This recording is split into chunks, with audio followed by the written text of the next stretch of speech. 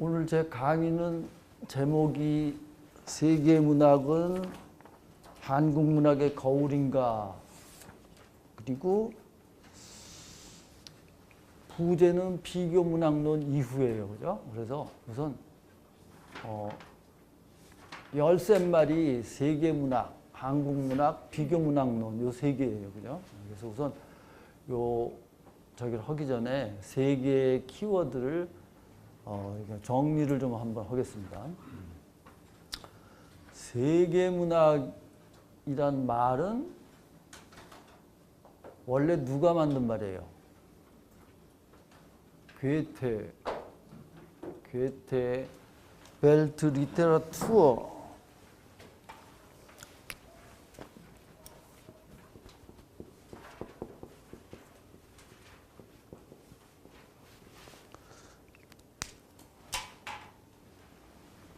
괴테의 이 벨트 리테라투어, 월드 리테러처죠, 그죠? 벨트 리테라투어는 보통 말하는 세계문학이 아니에요. 이렇게 세계문학 전집할 때 세계문학이 아니에요. 괴테가 그러니까 우리 여기 제가 지금 그러니까 세계문학은 한국문학의 거울인가 할 때는 괴테적 의미의 세계문학이 아니고, 그죠? 보통 우리가 세계문학 전집할 적에 있죠, 그죠? 전 세계적으로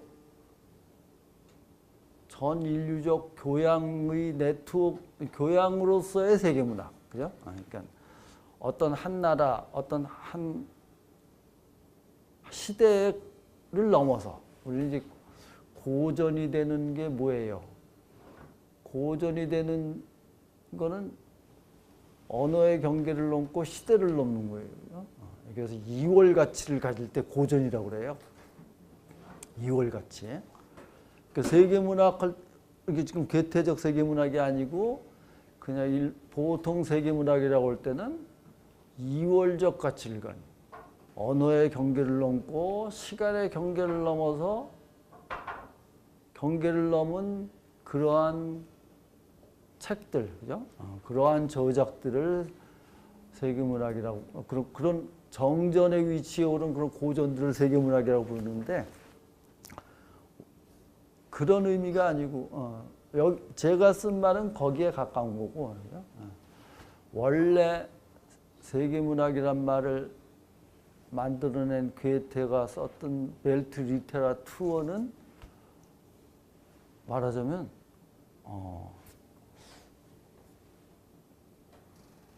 국민적 경계를 넘어서서 국민적 경계를 넘어선 문학가들 또는 지식인들의 평화와 우호와 교류의 네트워크를 말해요. 그러니까 운동이에요, 운동. 괴테가 벨트 세계문학을 얘기했을 때 그 세계문학은 운동이에요. 운동적 개념. 그러니까 민족주의, 국민주의에 갇히는 것이 아니라 그 경계를 넘어서서 문인 지식인들이 그러니까 세계 정부를 향해서 또 어떤 세계주의를 향해서 서로 협력을 해나가는 그런 협력의 운동, 그거를 괴테는 벨트 리테라투어라고 그랬어요. 막스도 바로 이 괴테의 세계문학 이걸 받아서 막스가 또 막스의 세계문학도 이렇죠, 그죠? 그러니까 그것은 민족주의, 국민주의를 넘어서는 어떤 전 인류적 차원에서의 유토피아를 건설하는 운동에서의 지식인과 문학자들의 협력, 그거고요. 그러니까 제가 쓰는 말 세계문학은 한국문학의 거울인가에는 사실 괴테적 의미도 있고, 근데 사실 아까 얘기한 게 더 크죠, 그죠? 근데 이 괴테의 세계문학 개념은 굉장히 재밌어요, 이게. 여러분들 괴테와의 대화라는 책이 있어요. 그죠? 에커만, 그죠? 이 에커만이라는 사람은 참 대단한 사람이에요, 그죠? 괴테 말년에 10년간 괴테의 집을 계속 찾아가서 괴테와 대화를 하고 그 대화를 다 기록을 해뒀어요. 그래갖고 그냥 다 없어지려는 생각들을 다 잡아낸 거예요. 그 에커만의 괴테와의 대화에 바로 이 벨트리테아 투어가 처음으로 얘기됐어요. 그러니까 사실은 에커만이 아니었으면 괴테의 이 중요한 구상이 사실은 그냥 없어질 뻔했던 거죠. 그죠? 어느 날 에커만이 괴테의 집을 찾았어요. 괴테가 막 신나서 나왔어요. 내가 오늘 중국 소설을 읽었는데 너무너무 재밌다. 그리고 이 중국 소설을 읽은 경험으로부터 이제 이런 국민주의에 이렇게 갇히지 말고 그야말로 국민주의를 넘어서서 세계적 차원의 어떤 지식인들, 문인들의 네트워크를 통한 그런 어떤 운동, 그런 게 지금 필요할 때가 된 것 같다라고 하면서 이 말이 나온 거예요. 사실 에커만의 괴테와의 대화는 괴테 거 중에 재미없는 것도 많아요, 사실은. 근데 이 에커만의 괴테와의 대화가 정말 재밌어요. 이건 그냥 아무 데를 봐도 재밌어요. 아이디어들이 항상 있고. 한번 이제 보세요. 괴테 책 중에서 하나를 추천한다면 괴테와의 대화예요. 요새 비레른 마이스터의 수업 시대 이런 거는 이게 세계 교양 소설의 원조거든. 그래서 할 수 없이 내가 봤는데 난 겨우겨우 봤어 지금. 우리나라 교양 소설에 대해서 하려면 이걸 봐야 되거든요. 할 수 없이 봤고. 괴테는 역시 파우스트하고 괴테와의 대화가 최고. 하여튼 그래서 중국은 그래서 이 괴테가 그 본 중국 소설이 뭔지 중국 문학계에서는 난리예요. 뭘 봤는지.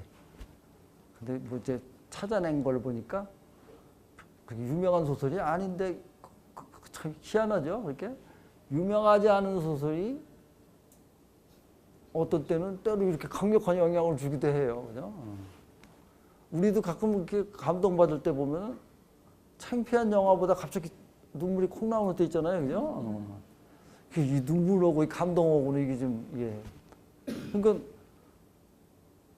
어떻게 보면 옥결이 그런 소설인데 중국 소설 중에 아주 평범한 건데 그게 괴테의 마음을 때렸어요.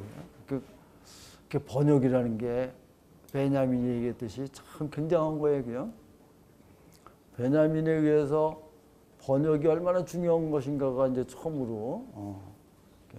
처음으로는 아니지만 이렇게 옛날에는 번역을 낮췄지만 번역과 원작, 창작이 거의 같은 수준이라는 걸로 이렇게 베냐민인데 그러니까 그 옥결이 같은 몇 개가 있어요. 옥결이를 비롯한 몇 개의 그 평범한 중국 소설이 그 독일어로 번역됐을 때 괴테를 때렸어요. 괴테의 영혼을 쳤어요. 그런 일이 있어요. 우리도 그렇거든요. 우리 살다 보면 뭐 대작 보고 감동하지 않고 이상한 거 보고 감동할 때도 있고 그렇잖아요. 그죠? 그러니까 이 괴테의 벨트리테아 투어는 막스의 세계문학 이걸 정통으로 이어받았는데 그런 의미의 세계문학이라는 걸 꼭 알아두셔야 돼요. 우리도 앞으로 문학가들이라는 게 그죠? 문학을 하면 이게 세계를 향해서 가야죠. 그죠? 무슨 나는 세계를 향해서 간다 이렇게 하면 안 되는 거고 잘 쓰다 보면 그렇게 되는 거예요. 김수영이 남긴 여러 가지 아포리즘 중에서 제가 항상 잊지 않고 있는 게 시인은 세계적인 발언을 할 줄 알아야 된다. 그죠? 우리 외국 책 읽으면 막 비추겠는데 우리나라 책 잘 밑줄 안 긋게 되잖아요, 그죠? 김수영 산문을 읽으면 밑줄을 수도 없이 그어요, 그죠? 김수영은 정말 세계적인 발언을 할 줄 알았던 우리나라의 대시인이에요. 김수영 요새도 끊임없이 뭐 발굴이 되잖아요. 산문들 뭐 그 수필 나부랭이 같은 것들인데도 그런 수필도 하여튼 참 특이한 진짜 대단한 시인이에요, 그죠? 근데 이제 괴테가 사실은 당시에 당시 독일에서는 욕을 많이 먹었어요. 왜? 당시 독일은 어땠어요? 민족주의 운동이 다 발진할 때 독일 지식인들은 독일이 그 뭐죠? 독일이 신성 로마 제국의 후예잖아요. 신성 로마 제국의 후예, 그죠? 그 황제가 독일 황제만 황제예요. 카이저가 그게 황제자는 뜻 아니에요. 그게 카이저, 우리가 카이저를 수염 이런 거 있잖아요, 그제? 카이저가 시저예요, 시저. 영어로는 시저고 로마의 카이자르의 후계자들이 황제예요. 그죠? 그래서 로마의 서로마 제국의 황제를 이어받은 사람이 바로 독일이 아니고 그때는 합스부르크 제국, 그죠? 신성 로마 제국의 그 사람들만 황제예요. 나머지는 왕이고, 그죠? 황제는 세계적으로 조금이에요. 한 문명권에 하나씩이야, 그죠? 동아시아에 중국 황제 있고, 그죠? 인도권에 인도 황제 하나 있고, 그죠? 또 이 아랍 세계에 황제 하나 있고, 그죠?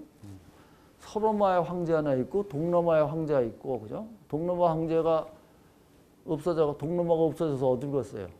러시아로 가서 러시아 짜르 아니에요? 짜르가 카이자르예요. 그것도 다 이 로마의 카이자르가 위대한 인간이에요, 그죠? 그의 이름을 다 이렇게. 왜 일로 갔나 내가? 왜 일로 갔죠? 에? 괴테. 괴테가 그렇게 대단한 나라인데 이 나라가 그냥 칼갈이 흩어져 갖고 칼갈이 분열돼 갖고 근대 국가로 넘어가는데 실패하고 있어요. 근대 국가가 언제 됐어요? 1870년 보불전쟁이 났을 때 보불전쟁에서 승리해갖고 베르사유 궁전에서 통일 도이치 제국이 됐는데 그게 근대 독일의 시작이에요. 1870 보불전쟁이 70년하고 71년이니까 71년일 거야만. 그러니까 일본보다 늦어요. 일본 명치유신이 언제예요? 1868년이에요. 김은교께서 그렇죠. 그러니까 명치유신 일본보다도 근대 국가 된 게 더 늦었어요. 그러니까 독일 지식인들이 얼마나 그때 얼마나 굉장했겠어요, 그죠? 우리가 빨리 근대로 넘어가야 된다. 영국, 프랑스 다 빛나는 근대를 막 하고 있는데 독일은 칼갈이 분열돼 갖고 허덕이고 있었어요. 이래서 독일 민족주의가 독일 낭만주의, 독일 민족주의 이게 그냥 대번성을 하는데 괴테는 그것에 대해서 냉담했어요. 그래서 이제 나중에 그걸 이제 괴테를 옹호하는 사람들은 이미 그때 독일 민족주의의 편협함, 그죠? 독일 민족주의의 편협함, 그것이 결국은 나중에 나치로 가는, 그죠? 1차 대전, 2차 대전의 전범 국가가 되는 그런 편협함을 봤기 때문에 괴테가 이 세계문학도 그것에 대한 말하자면 억가는 거예요. 좀 이렇게 나쁘게 얘기하면 억가는 거예요. 그러니까 이와 같은 독일의 민족주의 열풍이 갖고 있는 어떤 그 편협함에 대한 어떤 끔찍함 같은 게 있었어요. 그래서 그 에커맨의 그 괴테와의 대화 보면 나폴레옹이 쳐들어왔을 때도 괴테가 프랑스 욕을 안 해요. 내가 그렇게 교양을 받은 프랑스를 내가 어떻게 욕할 수 있냐. 훨씬 근사한 말인데 내가 엉터리 워딩이에요, 이거는. 훨씬 더 근사한 말로 돼 있어요. 그죠? 그래서 프랑스 욕을 안 해요. 사실 헤겔도 그랬잖아요. 헤겔도 나폴레옹이 쳐들어왔을 때 나폴레옹을 보고 뭐라고 그랬어요? 백마를 탄 세계 정신이요. 벨트가이스트라고. 사실은 독일 사람들은 이렇게 얘기하면 너무 약간 과장이 있는데 나폴레옹 군대가 독일에 쳐들어와서 해방시켜주기를 바란 것도 있어요. 독일은 그냥 그 봉건적 이 분열과 봉건적 착취 속에서 진짜 이 바닥에 있거든요. 갈갈이 나눠진 영방 국가들의 이 소영주들이 그냥 시민적 자유를 억누르고 있었거든요. 그러니까 헤겔 말도 잘하지 헤겔은 그죠? 백마를 탄 세계 정신. 이렇게 근사하게 말을 안 했어도 괴테도 이렇게 복잡한 거예요. 복잡한 거예요. 그죠? 그러니까 이 괴테의 세계 문학이라는 벨트리테아투어가 갖고 있는 이 복잡성을 잘 이해하시고 그리고 지금에 와서는 이 벨트리테아투어 운동을 지금 한국 작가에도 다 이 벨트리테아투어 운동이에요, 그죠? 민족문화 운동이 사실은 세계문화 운동인 거죠, 그죠? 이 둘이 떨어져 있는 게 아니거든요.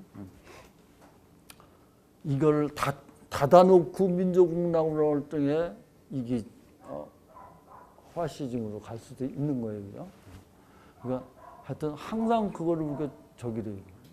우리나라 사람들이 뭐가 세요? 민족주의가 세잖아요, 그죠? 나도 엄청나게 셌는데 나는 거의 국수주의급이었는데 우리나라 사람들 괜히 중국 가갖고 뭐 만주는 우리 땅에 갖고 중국 애들이 이제 동북공정하고 난리치는 거예요. 만주를 먹으려면 말을 말해야지 나중에. 떠들어갖고 그냥 우리 스스로니까 우리 스스로 이 국수주의 길을 끊임없이 이렇게 넘어서는 훈련을 우리가 정신훈련을 끊임없이 해야 돼요. 만주를 잊어야 돼요. 우리는 우리 잘 살려면 우리나라가 잘 되려면 만주를 잊어야 돼요. 괜히 가서 만주 가서 그 조선일보가 고구려라는 굉장한 고구려 벽화전시를 했는데 그게 동북공정의 원인 제공 중에 하나예요. 그 고구려 전시에 나도 가서 봤는데 아주 그냥 난리가 났어요. 우리나라 사람들이. 우리가 고구려를 잊어야 돼요. 우리는 애통하지만 신라의 후손이에요. 그리고 결국은 비스마르크가 이 대단한 재상이에요, 그죠? 그 처절재상으로 이런 것만 얘기하는데 사실은 비스마르크의 독일 통일은 대단한 거예요. 이 사람이 소독일주의 통일이에요. 당시 독일 통일에 대독일주의가 있어요. 대독일주의와 소독일주의가 대립했는데 대독일주의는 뭐예요? 지금 오스트리아까지 다 합쳐서 하는 거죠. 비엔나가 그 독일 세계의 중심 아니에요, 그죠? 비엔나를 함께 가서 대독일을 건설하자는 게 대독일주의 통일인데 비스마르크는 냉철하게 소독일주의죠. 프로이센 이쪽을 빼고 비엔나를 빼고 비엔나 중심의 이 제국을 빼고 소독일주의로 통일했어요, 그죠? 비스마르크가 만약에 계속 재상을 했다면 1차 대전이 안 났다는 얘기도 있어요. 비레름 1세가 비스마르크를 재상에서 잘라요. 재상에서 자르고 막 말하자면 그 민족주의를 해갖고 1차 대전 나서 나라가 나라가 저렇게 된 거예요. 1차 대전이 나서 또 히틀러 같은 그런 말종이 나와갖고 이렇게 된 거예요. 그러니까 1차 대전이 2차 대전을 부른 거고, 그죠? 그게 전부 괴테가 이미 예견했던 독일 민족주의의 갖고 있는 이 편협성. 워낙 이렇게 눌려 있으면 이게 우리가 워낙 이렇게 약소, 우리 어렸을 때 맨날 이 귀에 박히게, 못이 박히게 든 게 약소 민족의 서름이에요. 그죠? 그래갖고 우리나라 사람들이 약소 민족의 서름으로부터 이 큰 나라 되고 싶은 거지. 그게 워낙 세. 우리 스스로 그걸 자제해야 돼. 그걸 자제해야지 우리가 살 길은 자제하는 길밖에 없어요. 그건 나중 얘기고. 하여튼 그래서 이 세계문학, 우리 괴테의 세계문학을 꼭 강조하고 싶어요. 괴테의 세계문학. 어떤 사람들은 뭐 괴테의 세계문학이 유럽 중심이라는 그게 아니에요. 중국 소설 읽은 데서 왔어요. 괴테만큼 물론 그 사람도 유럽 사람이니까 유럽 중심주의 되는 건데 그 사람만큼 이렇게 아시아에 열린 사람도 없어요. 괴테의 유명한 시집 중에 서동 시집이라는 게 있어요. 서동, 그죠? 희한하게 그리고 이 페르시아 시인들 뭐 이런 이 아시아 확실히 대단한 사람이에요. 큰 정신일수록 편견으로부터 자유로워야 하잖아요, 그죠? 이 사람 확실히 편견으로부터 자유롭고 우리도 그래야 돼요. 우리도 이렇게 미리 어떤 의견을 갖고 막 이렇게 억누르지 말고 새로운 걸 보면은 그걸 편견으로부터 이렇게 자유로워지는 훈련의 도구로 써야죠. 그죠? 하여튼 세계문학은 원래 괴테 얘기가 길어졌는데 그런 세계문학이죠. 그죠? 세계문학은 한국문학의 거울인가 할 때의 세계문학은 사실은 괴테적 의미보다는 아까 말씀드렸듯이 그죠? 전 인류적 호소력을 가진 이월 가치를 가진 정전들이죠, 그죠? 세계문학은 한국문학, 그게 세계문학이에요, 그죠? 근데 그동안 이 세계문학이 서구문학 중심으로 구성됐다는 건 뭐 다 아시는 거죠, 그죠? 우리 어렸을 때 세계문학 전집 보면은 다 유럽, 미국, 그리고 겨우 뭐 일본의 나침의 소새끼 보장 하나 끼워주고 중국에는 노신 하나 끼워주고 그죠? 인도는 탁월 하나 끼워주고 이러는 거예요, 그죠? 그 완전히 세계문학이라는 건 서구문학이죠, 그죠? 그게 초기의 세계문학 개념이에요, 그죠? 이제 그 이후 많이 좋아져 갖고 그 이후 말하자면 서양도 반성을 하고 그 다음에 무엇보다도 아시아, 아프리카, 라틴 아메리카 제3세계가 전 세계적으로 우승했죠, 그죠? 그리고 무엇보다 뭐예요?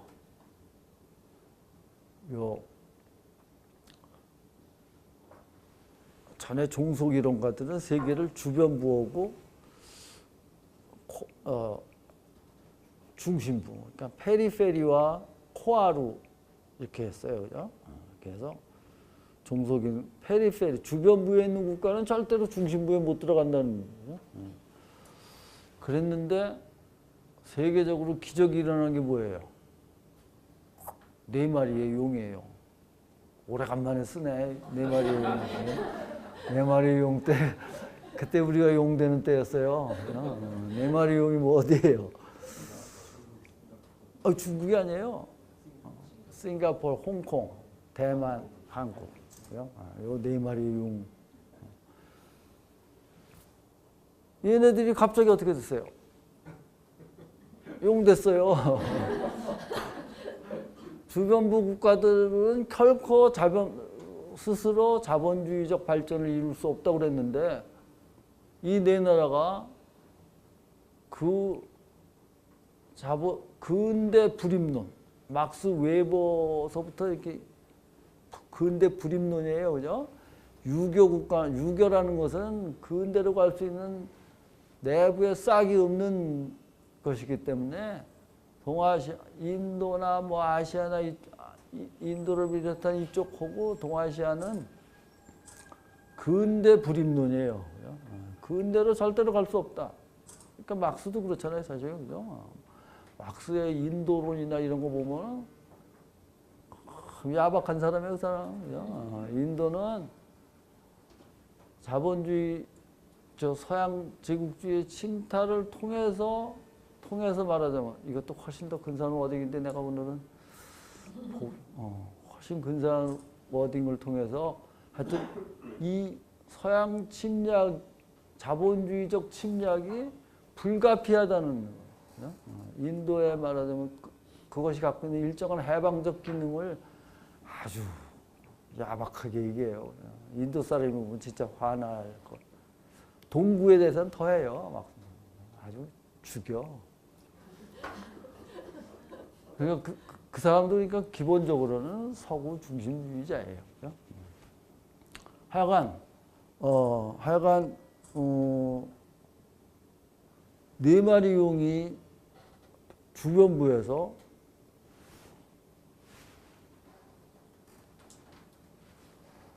뛰어올랐어요. 그죠? 그래서 이메뉴얼 월러스틴이라고 미국의 막스주의 학자가 있죠. 대학자인데 이 사람이 그래서 종속 이론을 수정을 해요. 주변부하고 중심부 사이에 반주변부, 세미 페리페리. 왜냐하면 네 마리 용 때문에 종속 이론이 수정된 거예요. 네 마리 용 이후에 또 네 마리 용은 또 흥미롭게도 다 뭐예요? 다 유교가 기초예요. 다 유교 사회예요. 유교. 한국이 제일 유교적이지만 하여튼 그러니까 육아하고 자본주의, 근대하고 이 저전 문제가 그냥 깨졌어요. 이걸로. 그 다음에 또 어떻게, 네 마리 용 다음에 또 네 마리 호랭이가 나왔죠. 그죠? 그래갖고 소위 주변부가 특히 이 아시아 쪽이, 그죠? 동아시아 쪽이 강력한, 이렇게 되면서 이게 달라지잖아요. 그죠? 이러면서 55년에 뭐가 있었어요? 반둥회의라는 세계적으로 이게 말하자면 제3세계가 비동맹이라는 이름으로 제3세계가 세계사의 전면에 등장합니다. 2차 대전 후에 아시아, 아프리카, 라틴 아메리카의 국가들이 속속 독립을 하고 이게 유엔에 들어가서 강력한 다수를 형성하고 이러면서 말하자면 여러 가지 교종이 일어났어요. 그러다 흥미로운 것은 그러니까 서양이 옛날 같지가 않은 거예요, 이제. 그죠? 얼마 전에 서울 국제문학 포럼이 있었는데 서양에서 온 사람들, 그렇다고 뭐 서양 문학이 우습다고 생각하면 절대로 안 돼요. 여전히 중요하지만 왕년의 소위 대가들의 시대는로부터는 이제 훨씬 떨어졌죠. 그죠? 언젠가 칸느 영화제 얘기를 누가 프랑스 사람이 하는 걸 재밌게 들었는데 칸느 영화장에서 프랑스 영화가 상탄적이 몇십 년대 때 우리나라가 곧잘 왔다 갔다 하잖아요, 이제. 우리나라뿐만 아니라 이 영화는 이미 그죠. 그러니까 세계적으로 이 문화적 활력, 이 근대적 자본주의적 생산의 활력뿐만이 아니라 그죠. 문화적 활력도 이제는 비서구 지역으로 이렇게 확 퍼졌어요, 그죠.